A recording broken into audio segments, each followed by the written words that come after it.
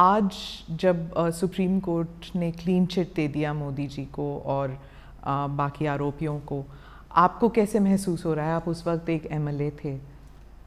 देखिए, सबसे पहले क्लीन चिट नहीं है, मैं इसके बारे में बाद में बात करूंगा। सुप्रीम कोर्ट ने पूरे आरोपों को खारिज किया है और आरोप क्यों घड़े गए इसके बारे में भी सुप्रीम कोर्ट ने कहा है। एक प्रकार से आप कह सकती हो कि सुप्रीम कोर्ट ने ये आरोप पॉलिटिकली मोटिवेटेड है, ये भी सिद्ध कर दिया है। सुप्रीम कोर्ट के जजमेंट ने सिद्ध किया है। जहां तक कैसा लगा का सवाल है, 18-19 साल की लड़ाई, देश का इतना बड़ा नेता एक शब्द बोले बगैर सभी दुखों को भगवान शंकर के विषपान की तरह गले में उतारकर सहन कर कर लड़ता रहा, और आज जब अंत में सत्य सोने की तरह बह रहा है, चमकता हुआ बह रहा है, तो आनंद ही होगा। मैंने बहुत नज़दीक से मोदी जी को इस दर्द को झेलते हुए देखा है, इस आरोपों को झेलते हुए देखा है, और सब कुछ सत्य होने के बावजूद भी क्योंकि न्यायिक प्रक्रिया चालू है, हम कुछ नहीं बोलेंगे। इस स्टैंड को कोई बहुत मजबूत मन का आदमी ही ये स्टैंड ले सकता है। ये अभी जो इंटरव्यू हम कर रहे हैं वो मैं 2003 में भी गुजरात के गृह मंत्री के नाते कर सकता था, पार्टी के अध्यक्ष के नाते भी कहता, क्योंकि परिस्थिति में कोई बदलाव नहीं है, फैक्ट था। परंतु संपूर्ण न्यायिक प्रक्रिया जब तक समाप्त नहीं हुई तब तक मोदी जी ने इसको प्रभावित करने के लिए कुछ नहीं कहा, चुपचाप उसको सहन करते रहे। मैंने आपसे भी पूछा ये सवाल, मैंने मोदी जी से भी पूछा, और आप दोनों यही कहते थे कि न्यायिक प्रक्रिया चालू है इसलिए मैं कुछ बोलूंगा नहीं। आपने भी यही कहा और मोदी जी ने भी यही कहा। 19 साल हो गए हैं, तो 19 साल में आप इधर उधर की बातें करते थे, पूरा आप डिटेल में नहीं जाते थे। अब आप क्या बता सकते हैं कि क्या हुआ उन दिनों में? सबसे पहले 19 साल के बाद सुप्रीम कोर्ट की खंडपीठ ने आज जो जजमेंट दिया है, उस जजमेंट से मोदी जी पर लगे हुए सारे गलत आरोप को खारिज कर दिया गया है, और ये भी कहा गया है कि कुछ लोगों ने उस आरोपों को पॉलिटिकली मोटिवेटेड तरीके से लगाया था। To keep the pot boiling कहा। हाँ, वेस्टेड इंटरेस्ट। कौन थे वो आपके हिसाब से? नाम मैं बताता हूं बाद में। और तीसरा, इससे भारतीय जनता पार्टी की सरकार पर जो धब्बा लगा था वो भी धुला है, और मोदी जी जैसे वैश्विक नेता पर जो गलत आरोप लगाए थे, मैं मानता हूं कि लोकतंत्र के अंदर मोदी जी ने संविधान का सम्मान कैसे हो सकता है, इसका एक आदर्श उदाहरण सभी राजनीति में काम करने वालों लोगों के सामने करा। मोदी जी की भी पूछताछ हुई थी, किसी ने धरना प्रदर्शन नहीं करा था।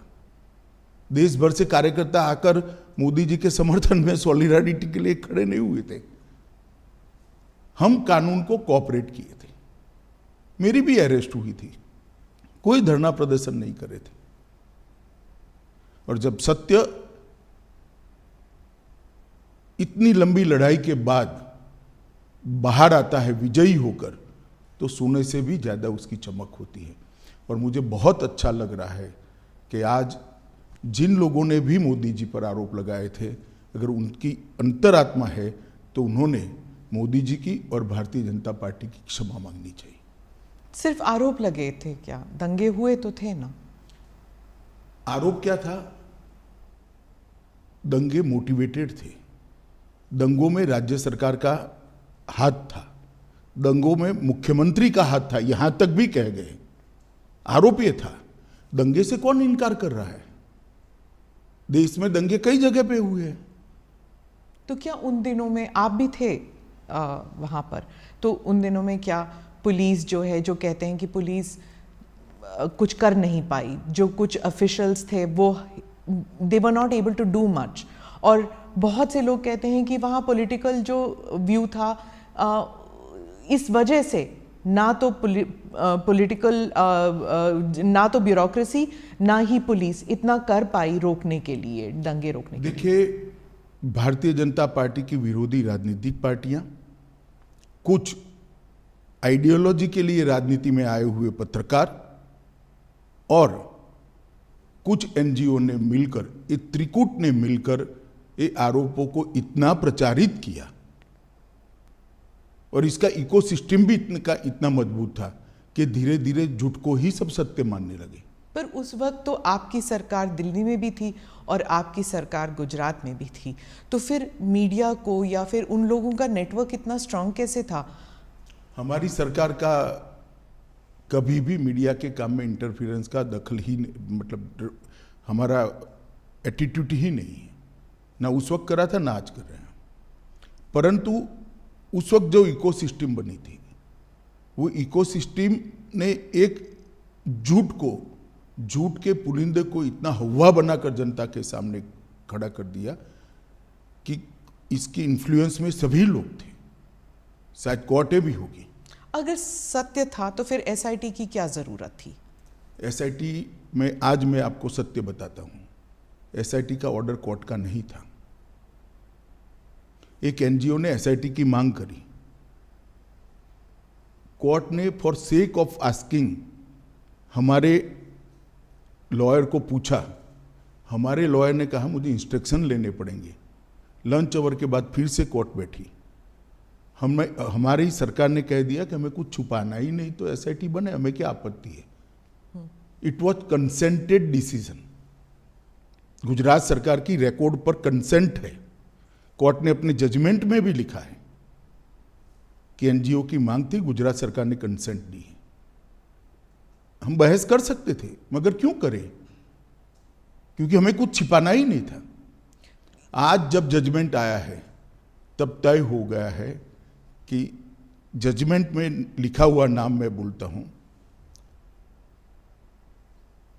एक पुलिस अफसर का नाम दिया है, एक एनजीओ का नाम दिया है और कुछ पॉलिटिकल एलिमेंट्स का नाम दिया है। ये तीनों ने मिलकर जजमेंट के अंदर ये स्पष्ट कर दिया है कि सनसनी खड़ी करने के लिए झूठ बातों को फैलाया गया, झूठ बातों को आगे बढ़ाया गया और झूठे सबूत गढ़े गए। एसआईटी को जो जब जवाब लिखवा रहे थे तब भी उनको मालूम था कि ये झूठा जवाब है, जिसको एसआईटी ने भी बाद में कोर्ट के सामने रखा कि ये झूठे जवाब थे और वो जानते थे कि झूठे। आज कोर्ट ने स्पष्ट कर दिया कि सरकार ने दंगा रोकने के लिए भरसक प्रयास किए। कोर्ट ने ये तय कर दिया कि मुख्यमंत्री ने बार बार शांति की अपील की थी। कोर्ट ने ये तय किया घटनाएं मतलब ट्रेन जलाने की घटना के बाद जो दंगे हुए वो सुनियोजित नहीं थे, स्वप्रेरित थे। ये भी कोर्ट ने आज जजमेंट में कह दिया और तहलका द्वारा किए गए स्ट्रिंग ऑपरेशन को भी कोर्ट ने खारिज कर दिया, क्योंकि इसका आगे पीछे का पूरा फुटेज जब आया तब मालूम पड़ा कि स्ट्रिंग ऑपरेशन पॉलिटिकली मोटिवेटेड है। सेना को बुलाया नहीं गया इतनी देर तक, 3 दिन नहीं बुलाया गया। आज सुप्रीम कोर्ट ने कहा देयर वाज नो डिले, लेकिन क्या सेना, अगर आप उस वक्त होम मिनिस्टर होते, गृह मंत्री होते, तो क्या आप सेना को बुलाते नहीं जल्दी? नहीं, जहाँ तक गुजरात सरकार का सवाल है, हमने कोई लेट लतीफ़ी नहीं करी थी।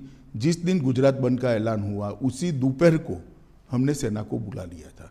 सेना को पहुँचने में थोड़ा समय लगता है। आप हमारा हिसाब मांगती है, मांगना भी चाहिए, मुझे जवाब भी देना चाहिए, परंतु मैं क्लियर कर दूं, जहां तक गुजरात सरकार का सवाल है, एक दिन की भी देरी नहीं की है। रिकॉर्ड बहुत स्पष्ट है, कोर्ट ने भी इसको अप्रिशिएट किया है।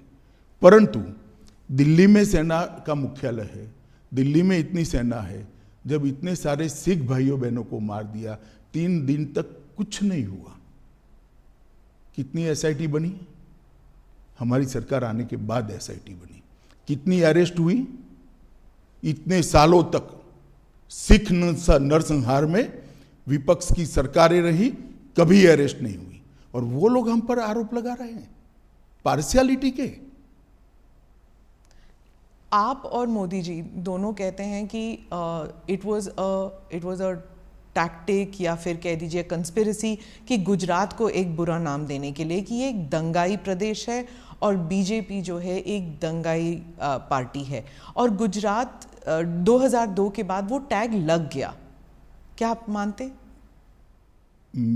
मैं और मोदी जी नहीं कहते, भारतीय जनता पार्टी नहीं कहते कि हम पर टैग लगाने का झूठा प्रयास किया। अब सुप्रीम कोर्ट भी कहती है कि झूठा टैग लगाने का प्रयास किया। आप लोकतंत्र में संविधान को भी नहीं मानेंगे, सुप्रीम कोर्ट को भी नहीं मांगेंगे। पॉलिटिकल स्टेटमेंट सच्चे या सुप्रीम कोर्ट का सब एविडेंस एप्रिशिएट कर कर लिया गया फैसला सच्चा, ये देश की जनता ने तय करना पड़ेगा। आप जैसे पत्रकारों ने भी तय करना पड़ेगा।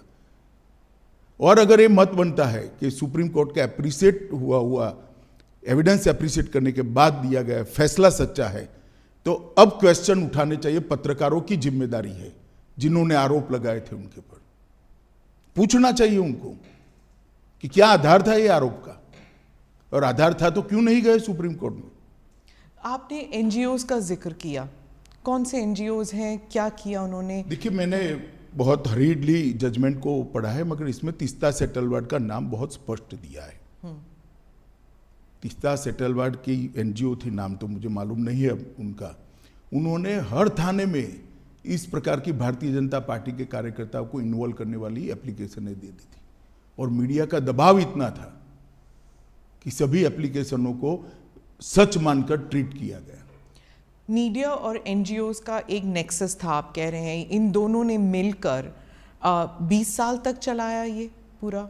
ना 20 साल नहीं चला, 2002 अब 2022। स्मिता बहन, सबसे बड़ी बात तो जनादेश होता है और जनता सब देखती है। 130 करोड़ लोगों के 260 करोड़ आंख होती है, 260 करोड़ कान होते हैं, सब देखती है, सब सुनती है। हम कभी चुनाव नहीं हारे। जनमानस ने, जनता ने कभी भी ये आरोप को स्वीकारा नहीं। मीडिया, एनजीओ और हमारी विरोधी पॉलिटिकल पार्टी आरोपों को चलाते गई। एक चला दिया कि सीडी के बारे में, सीडी लेकर राहुल शर्मा चले गए, वहां पर नोटिंग है, नोटिंग साइड पर रोज काम है, उसने अपने रिकॉर्ड में रखा है, कोई कानून को नहीं तोड़ा है, और सुप्रीम कोर्ट ने भी इसको स्वीकृत किया है। बहुत से लोगों का मानना है कि एसआईटी इन्फ्लुएंस हुई थी, बीजेपी का दबाव था एसआईटी के ऊपर। हालांकि सुप्रीम कोर्ट ने तो कुछ और ही कहा है अभी, लेकिन इतने साल तक जब इन्वेस्टिगेशंस चल रहे थे तो उस टाइम सालों साल डिले करते गए। तो इस देखिए, एसआईटी की रचना हमने नहीं करी थी, देश की सर्वोच्च अदालत ने करी थी। अफसर का चयन भी हमने नहीं करा था, देश की सर्वोच्च अदालत ने एनजीओ को सुनने के बाद करा था।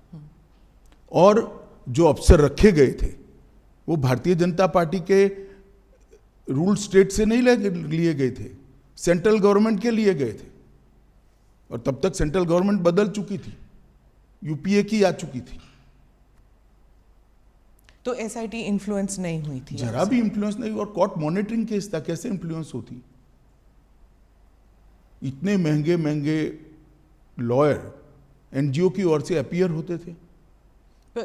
जैसे जाकिया जाफरी कहती थी, जो आप महंगे लॉयर्स की बात कर रहे हैं, कि आपकी तरफ के जो लॉयर्स थे वो बहुत हेविली पेड थे, उनकी तरफ से नहीं थे। एसआईटी के लॉयर्स जो थे हमारी ओर से हमारे लॉ ऑफिसर ही थे और कोई नहीं था। हाँ, उनको बहुत लॉ ऑफिसर को इतना पैसा नहीं मिलता है, आप जानती हो। इसके पेमेंट का एक सिस्टम होता है, इसका रेट शब्द प्रयोग ठीक नहीं है, मगर उनकी फीस तय होती है।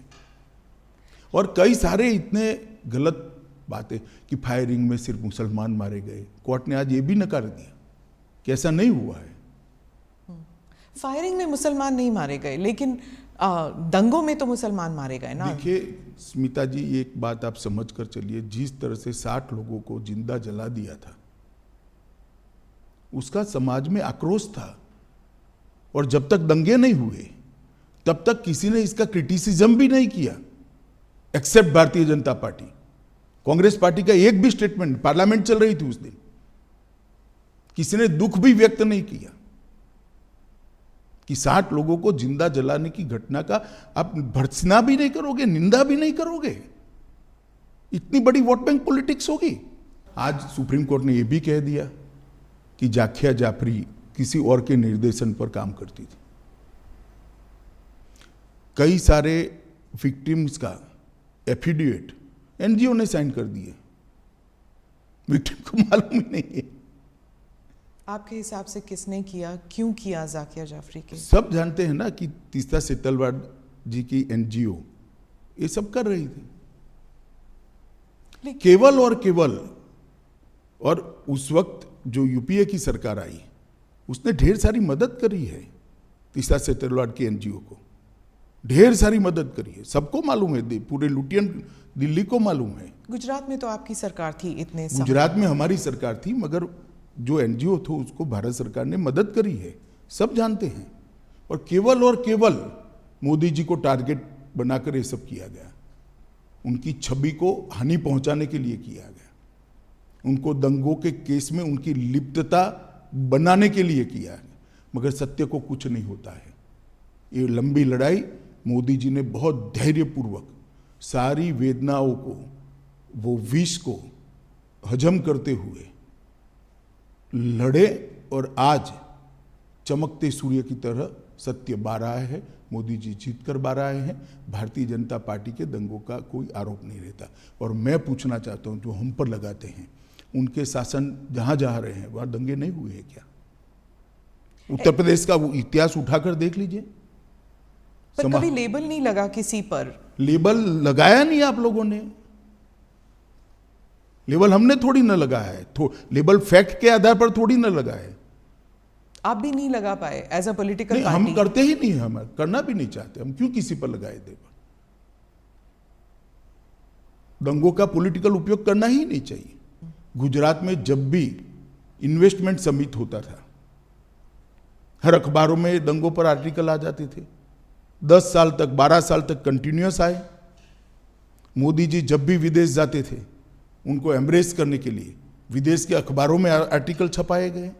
एक व्यक्ति को परेशान करने के लिए कैसा हो सकता है?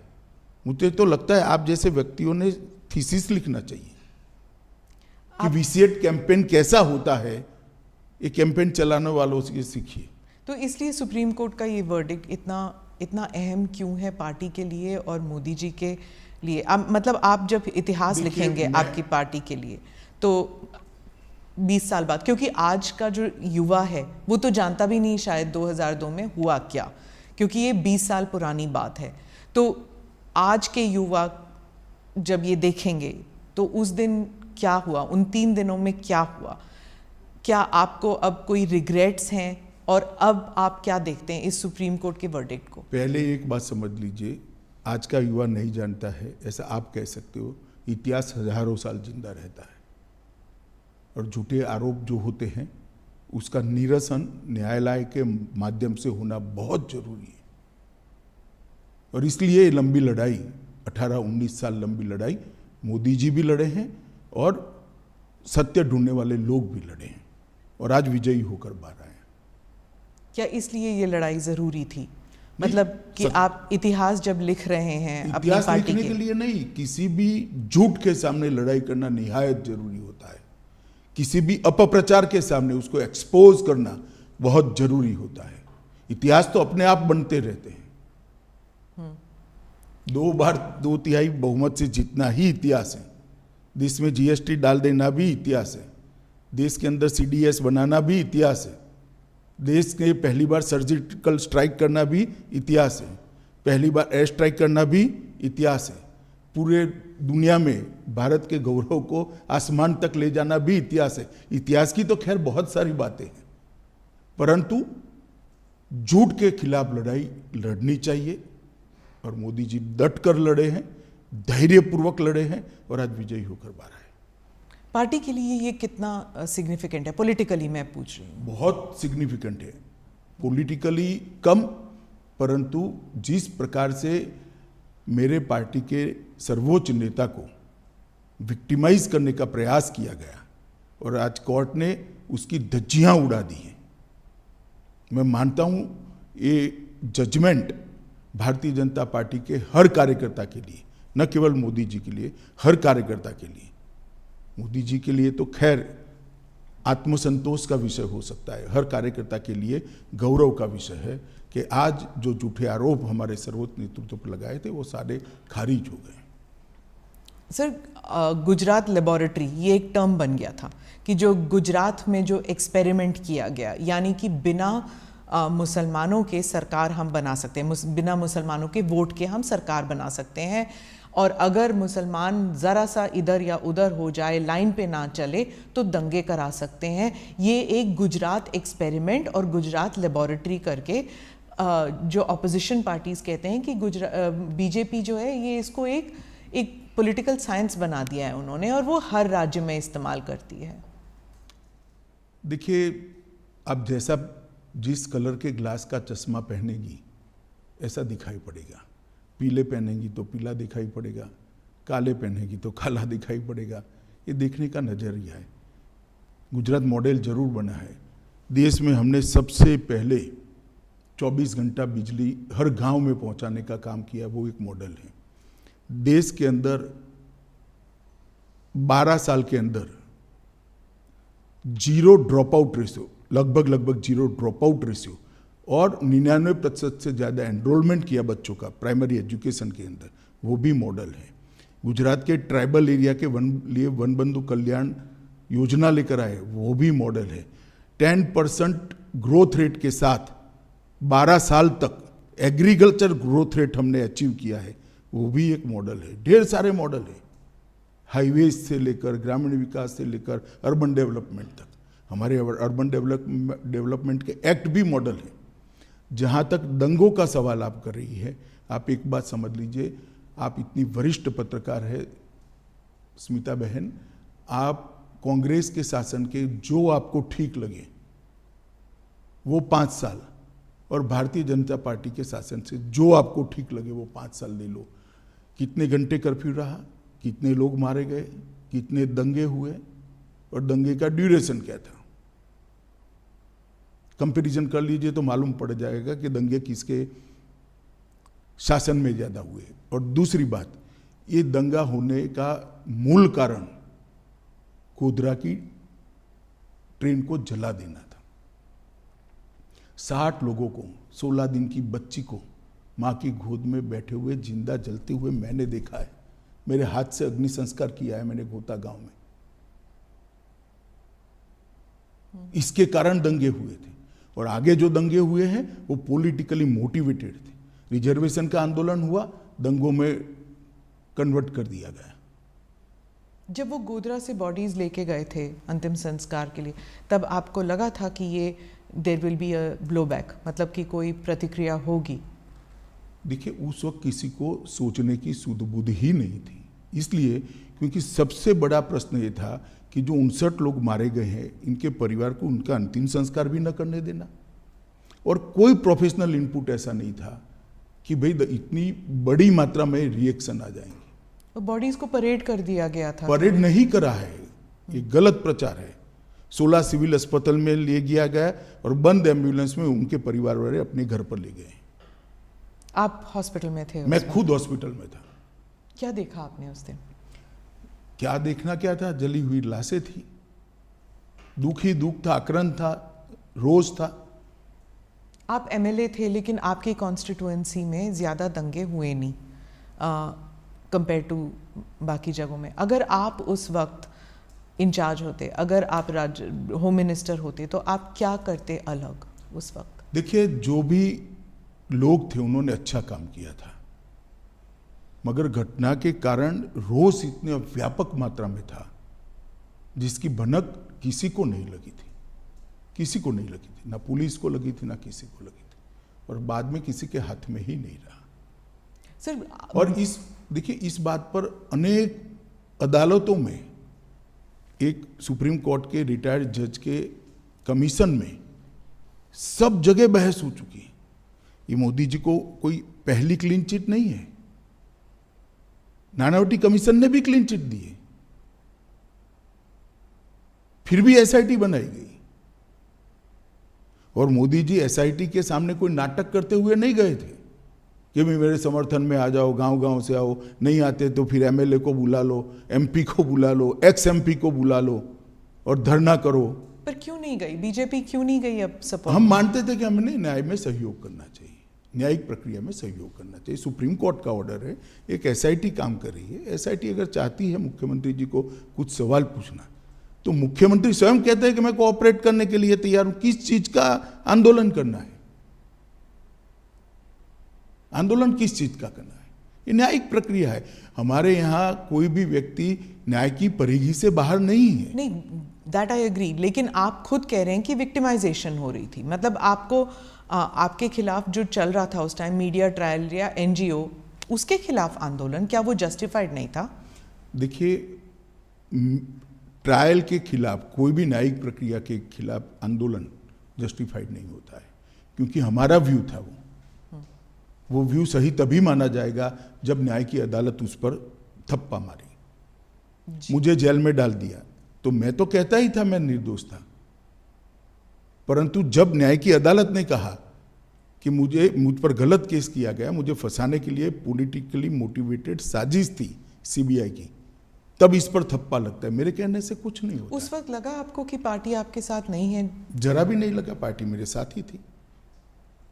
और आपको उस वक्त लगा कि ये पॉलिटिकल वेंडेटा है कि आपको जेल में डाल दिया?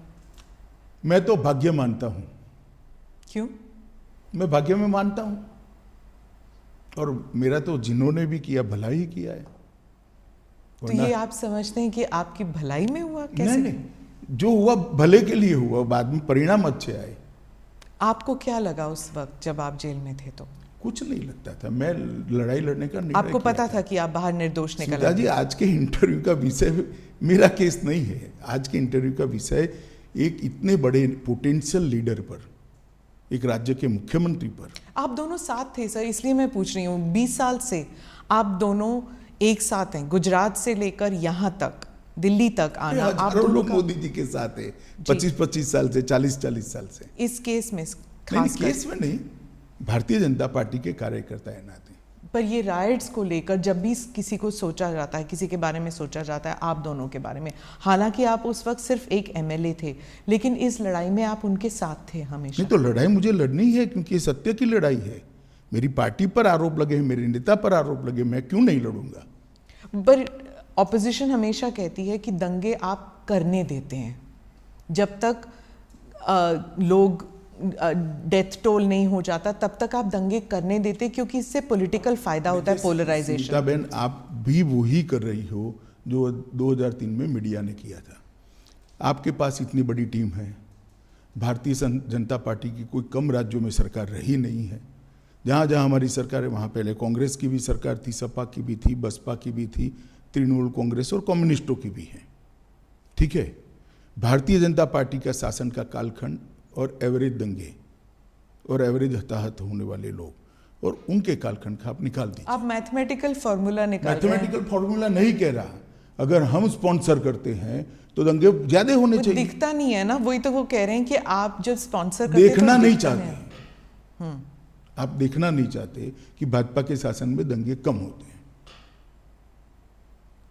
दंगे जब होते हैं, वो कह रहे हैं, ऑपोजिशन कहती है दंगों से फायदा होता है बीजेपी को, पोलराइजेशन से पॉलिटिकल फायदा होता है, इलेक्टोरल फायदा होता है। तो फिर हम ज्यादा कराते हैं, दंगे तो कम हो रहे हैं। मैं गुजरात पे वापस आती हूँ, क्योंकि आप गुजरात स्पेसिफिक इंटरव्यू आपने कहा कि आप और किसी चीज़ पर बात नहीं करना चाहते, सिर्फ गुजरात पर बात करना चाहते हैं। आप मुझे बताइए कि अब आप 20 साल अगर आपको रिवर्स पे देखना पड़े, तो क्या मोदी जी कर सकते थे जो उन्होंने नहीं किया? ऐसा है, सब कुछ किया है। मैं तो बहुत नज़दीक से देख रहा था। इतने डिटेल में शायद ही किसी मुख्यमंत्री ने काम किया था। एक थाने की स्ट्रेंथ 100 पुलिस की होती है, 150 पुलिस की होती है। एडिशनल फोर्स लो तो 400 पुलिस की होगी, और 2 लाख लोगों का जमघट है। क्या कर सकते हैं आप? इसको कंट्रोल करते करते समय लगता है। टीयर गैस, लाठीचार्ज, ये सब हुआ है, फायरिंग हुआ है। 900 लोग फायरिंग में मारे गए। तीसरे दिन नहीं, दूसरे दिन भी हुआ है। पहले दिन तो सवाल ही नहीं था, घटना थी। दूसरे दिन भी फायरिंग हुआ है, तीसरे दिन भी हुआ है। परंतु सरकार को भी व्यवस्थाएं करने में और जो स्केल बन गया, उस स्केल को पहुंचने में थोड़ा समय लगता है। और मैं आपको बताना चाहता हूं कि मुझे पूरा मालूम है, इस वक्त गिल साहब भी हमारे यहाँ आए थे हमारी मदद में, मोदी जी की सरकार की मदद में। गिल साहब भी आए थे। गिल साहब के साथ मैंने भी डिनर करा है। उन्होंने कहा इससे ज़्यादा प्रॉम्प्ट एक्शन मेरे जीवन में मैंने नहीं देखा है। और उन्होंने पंजाब एक्शन देखा हुआ था। हाँ, कि इससे ज़्यादा न्यूट्रल और प्रॉम्प्ट, दो शब्द प्रयोग थे, न्यूट्रल और प्रॉम्प्ट एक्शन मैंने मेरे जीवन में पुलिस की करियर में नहीं देखा है। फिर भी आरोप लगाए, गिल पर ही लगा दिए आरोप। अब जो पिटिशनर्स हैं वो कह रहे हैं उन्हें न्याय नहीं मिला सुप्रीम कोर्ट के, जाकिर जाफरी, क्या उन्हें न्याय मिला है? आपको क्या लगता है? मैं निश्चित रूप से मानता हूं एक ही जजमेंट सेशन कोर्ट में आया। इसके खिलाफ आपने हाई कोर्ट में अपील की, हाई कोर्ट ने कड़ाई से, सेशन कोर्ट से ज़्यादा कड़ाई से कहा। इसके खिलाफ आपने सुप्रीम कोर्ट में अपील करी, सुप्रीम कोर्ट ने इससे भी कड़ाई से कहा। फिर भी आप स्वीकार नहीं करते हो तो क्या कर सकते हैं? और दूसरा, डेट जिसने ली है, इसका रिकॉर्ड न्याय की अदालतों में पड़ा हुआ है, देख लेना चाहिए जिसको भी इंटरेस्ट है उसने। हर बार एनजीओ ने डेट ली है। लंबा खींचना, इश्यू को पेंडिंग रखना। क्यों? क्योंकि मोदी जी पर आरोप लगता रहा। तो जस्टिस वो नहीं चाहते थे, वो पॉलिटिकल वेंडेटा चाहते थे, क्या ये कह रहे हैं आप? पॉलिटिकल गेन चाहते थे। मैं जाकिया जी की बात नहीं कर रहा, जो एनजीओ साथ में लगे थे, जो पॉलिटिकल पार्टियां एनजीओ को फंडिंग कर रही थी और जो मीडिया के ग्रुप एनजीओ को प्रसिद्धि दे रहे थे, वो लोग। सर मुझे बताइए कि 2002 के बाद और इस न्यायिक प्रक्रिया के बाद क्या लेसन्स हैं? क्योंकि मंथन तो होता है आपकी पार्टी में और गवर्नमेंट में भी, सरकार में भी, तो क्या लेसन्स आप सीख चुके हैं इससे, क्या कि ऐसे अब कभी ना हो? ढेर सारे सुझाव आए हैं। वो सारे सुझाव, मैं ही गृह मंत्री था, मोदी जी ही मुख्यमंत्री थे, गुजरात पुलिस ने अपनी कार्यपद्धति के अंदर इनकॉर्पोरेट कर दिए गए हैं। ट्रेनिंग मॉड्यूल भी बदले गए हैं, सूचना प्राप्त करने की पद्धति को भी बदला गया है, सूचना का ग्रेडेशन करने की नई सिस्टम इवॉल्व कर दी गई है, और सूचना ग्रेडेशन करने के बाद इसके अनुरूप एक्शन क्या होंगे, इसकी भी एक एसओपी बनाई गई है। इसलिए 2002 के बाद गुजरात में एक भी दंगा नहीं हुआ है। सेंटर स्टेट में जो तालमेल होना चाहिए राइट्स कंट्रोल करने के लिए, क्या उसे फाइन ट्यूनिंग, उसकी फाइन ट्यूनिंग मुझे लगता है व्यवस्था ठीक है। अभी जो व्यवस्था है वो ठीक है, क्योंकि अभी जो हमने देखे थे, जो अग्निपथ जो स्कीम है, उसके कारण जो दंगे हुए थे, हाँ वायलेंस में लोग मरे नहीं, लेकिन काफ़ी देर तक इनएक्शन था, तो इसमें फिर वो स्टेट्स की बात हो जाती है। ऐसा है कि लॉ एंड ऑर्डर कंट्रोल करना स्टेट की जिम्मेदारी है। भारत सरकार सहयोग कर सकती है, स्टेट की डिमांड पर सहयोग कर सकती है, और जब स्टेट को लगता है कि हमारी स्टेट की मशीनरी कम पड़ रही है या तो हमें ज़्यादा मैन पावर चाहिए जो स्टेट के पास उपलब्ध नहीं है, तो रिजर्व फोर्स में से भारत सरकार की मैन पावर जाता है। ये व्यवस्था बहुत परफेक्ट है, और हर स्टेट में कमोबेश भारत सरकार के सीएपीएफ्स के बटालियन लगे हुए हैं, तो कहीं और से नहीं लाना है। मानो बिहार है तो एसएसबी हमारी तुरंत घंटों में पहुंच सकती है। पर उसमें भी कहा जाता है कि पॉलिटिकली हो जाता है मोटिवेट, जैसे ममता जी कहती हैं कि जो सेंट्रल फोर्सेस हैं वो पॉलिटिकल आदेश पर काम करती हैं। स्मिताबेन, ममता जी को ना आप समझा सकते हो ना मैं समझा सकता हूँ, छोड़िए, इसके आधार पर एडमिनिस्ट्रेशन कैसे तय होगा? पॉलिटिकल बातें करने के लिए हर एक को इस देश में स्वतंत्रता है। जी, आपका कोई आज जब ये रूलिंग आई है, तो आप, एक बार और पूछूंगी मैं कि आपको कैसे महसूस हो रहा है आज के? मुझे बहुत अच्छा महसूस होता है। मोदी जी को बहुत सारे बदनामी झेलते हुए मैंने देखा है, मोदी जी पे बहुत सारे झूठ और झूठे आरोप मढ़ते हुए, निर्लज्जता से मढ़ते हुए मैंने देखा है। इसके बावजूद भी संवैधानिक प्रक्रिया है, कानूनी प्रक्रिया, इसके ऊपर कुछ नहीं करना है, ये बोल्ड स्टैंड लेते हुए मैंने देखा है और 18 साल धैर्य रखते हुए देखा है और 18 साल के बाद आज विजयी होते हुए भी मैंने देखा है। मुझे तो बड़ा संतोष है कि सार्वजनिक जीवन में नरेंद्र मोदी ने एक ऐसा एग्जाम्पल सेट किया है कि आरोप कितना भी झूठा हो, आप उसको न्याय की अदालत ही तय कर सकती है, सच है या झूठ है, तब तक धैर्य रखना चाहिए। सुप्रीम कोर्ट में ऑब्जर्वेशन ये भी था कि उस वक्त की सरकार ने दंगा रोकने का प्रयास नहीं किया और ये भी कि कुछ विटनेसेस जो हैं वो ऐसे जवाब दे रहे थे जैसे कि डिक्टेशन दे रहे हैं उन्हें। दोनों चीज़ें ऑब्जर्व किए गए। देखिए, उस वक्त सुप्रीम कोर्ट ने जो ऑब्जर्वेशन किया था वो एनजीओ के एफिडेविट के आधार पर किया था।